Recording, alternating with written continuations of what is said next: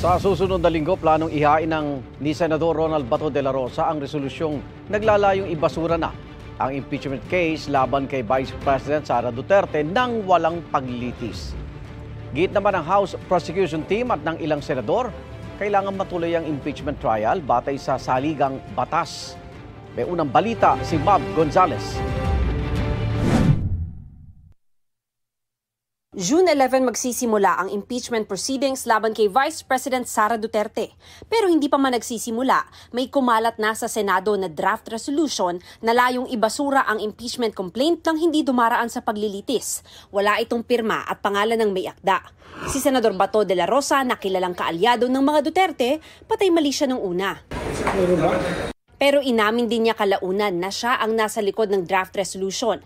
Nakasaad dito na dahil hindi pwedeng tumawid sa susunod na 20th Congress ang impeachment trial ng bise at wala ng oras para talakayin ang articles of impeachment dahil pa-adjourn na sila sa June 13, dahil na rin sa timing ng pag-transmit ng Kamara sa kanila ng impeachment complaint, dapat anila ideklara ng Senado ang de facto dismissal ng impeachment case laban kay Duterte. Pero kung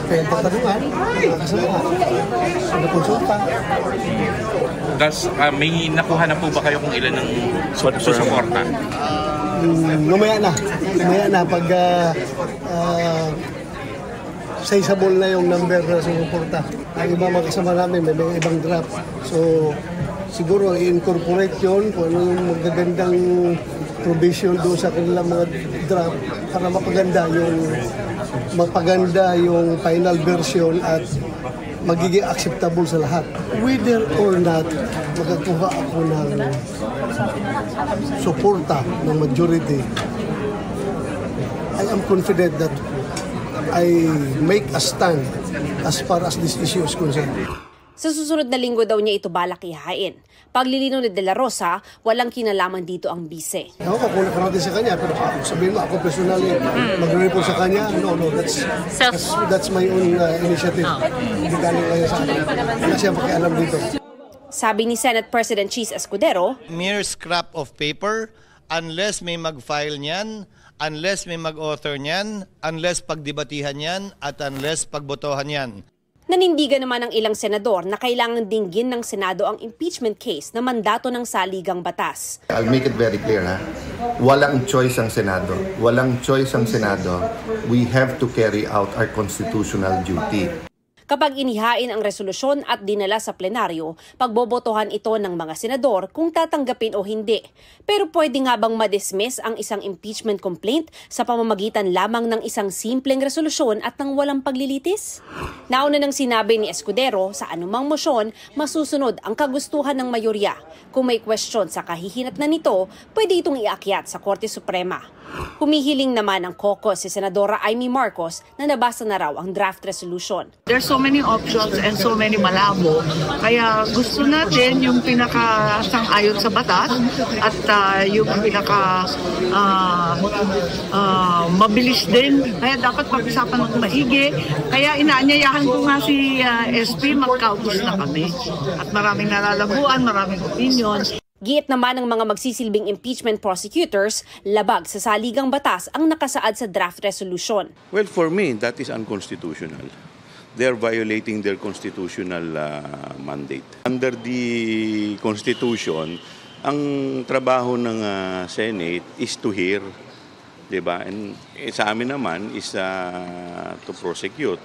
So, hindi ko naiisip kung paano nila i-dismiss yan without first conducting the trial. And that is their constitutional mandate. Kung ito naman ay babaliwalain by mere resolution, tingin ko parang hindi naman maganda. They have to explain it to the people. To the senators, enough with the dribbling. You are not the spectators. You are the court.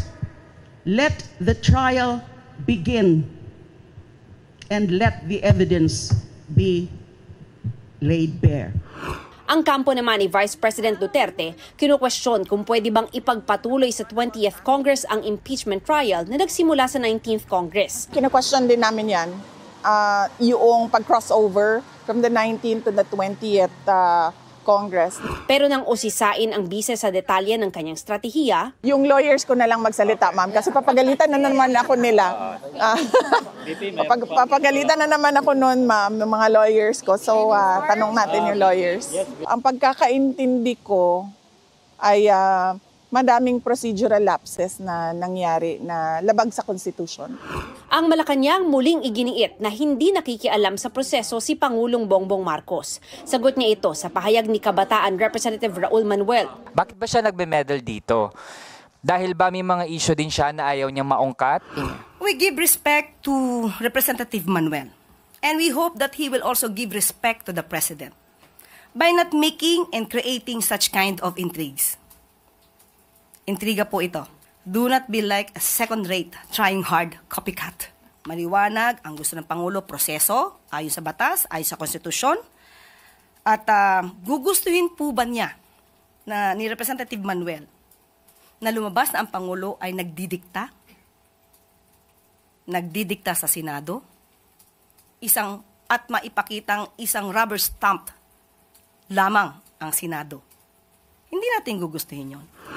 Nagsama-sama naman ang iba't ibang civil society organizations na naghain ng impeachment complaint laban sa bise. Bit-bit nila ang peach ribbons na nangangahulugan umano na ituloy ang impeachment proceedings.